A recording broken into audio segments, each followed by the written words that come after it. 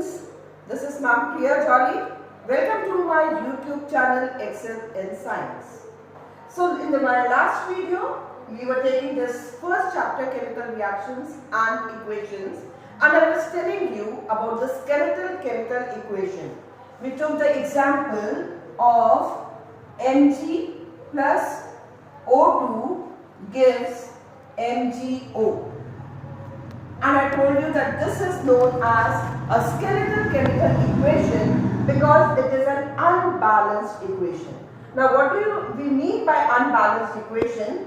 That the number of atoms on the reactant side and the product side are not balanced. So we need to balance a chemical equation. Now why there is a need to balance chemical equation? In class 9 you read about the law of conservation of mass. This was given by Lavoisier that always the mass remains the same. In a chemical reaction, mass is conserved. That is, whatever is the mass on the reactant side should be the same on the product side. That is, another way if we talk, number of atoms of each element which are used in the reactant should be same in the product side also. Right? So that is why there is a need to balance chemical equations. Now, the next question is, how should we balance the chemical equation? So there is a specific method of balancing the chemical equation. There are so many different methods, but we are going to do it by hit and trial method. This is known as hit and trial method. Okay, so we will take this example only, that is Mg plus O2 gives MgO. Right? So we will go step by step. The first step is that we put all these formulas in a box. Now why do we put it in a box? This is just to tell you that we cannot put any number inside the box. For balancing, we have to put the number here in front of the box. We cannot put it inside, we cannot put it outside here on this side, that is on the right hand side. We always have to put it on the front here, right? So the second step here, then we take that we write down whatever elements are present on the left hand side and the right hand side. That is, we have element magnesium Mg and O. Then we write the number of atoms. On left hand side, magnesium, the number of atom is 1. Here the number of atom of oxygen is 2. And on the right hand side, number of magnesium atom is 1 and oxygen also is 1. So here this magnesium is already balanced. What we have to balance is oxygen. We have to balance it by putting the whole numbers always. Now here if it is 1, we multiply it by 2. We will get 2 oxygen atoms on this side also. So what we do is we put number 2 here. So here we get 2 oxygen atoms. But if we are putting 2 here, even the magnesium, this atom will also be multiplied by 2 and this also becomes 2. So we have to balance it this side also. What we will do is we will multiply here also by 2. So we put 2 here also. Now the number of atoms this side and this side are same for magnesium. For oxygen also they are same. So we come to know that this equation is balanced. Let's take another example.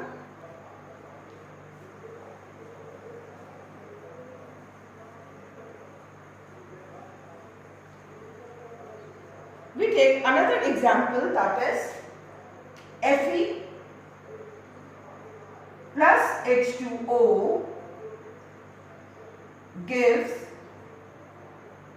Fe3O4 plus H2. Again, we do the same thing. We draw boxes here.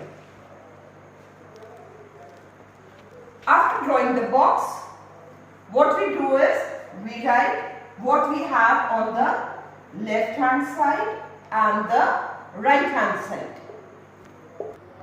So we have Fe, we have H and we have O. Right? The same elements are present on the other side also. Now here the number of atoms of Fe, 1, of hydrogen, 2, of oxygen, 1.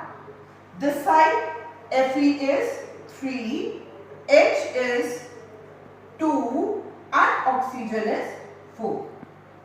Now the third step here, because here we see that only H is balanced, Fe is also not balanced, oxygen is also not balanced. So we see that which compound has the bigger number, right?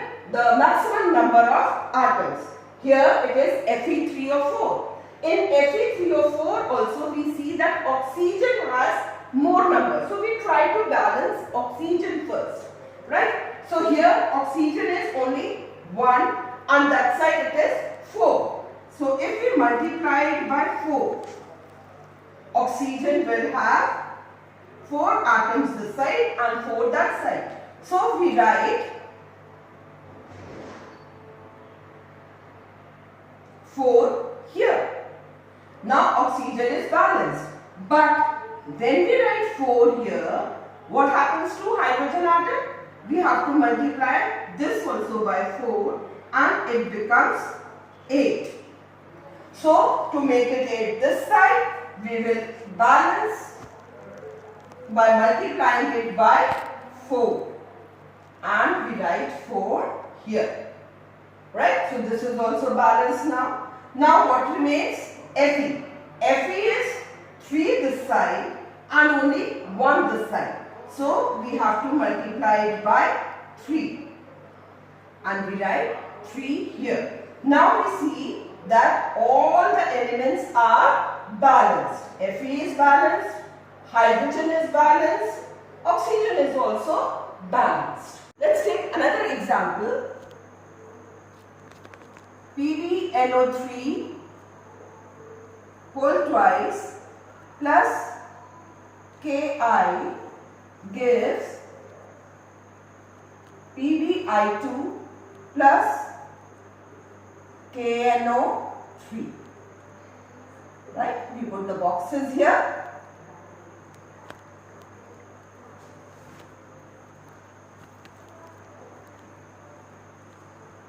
And then we write what is present on the left hand side and the right hand side.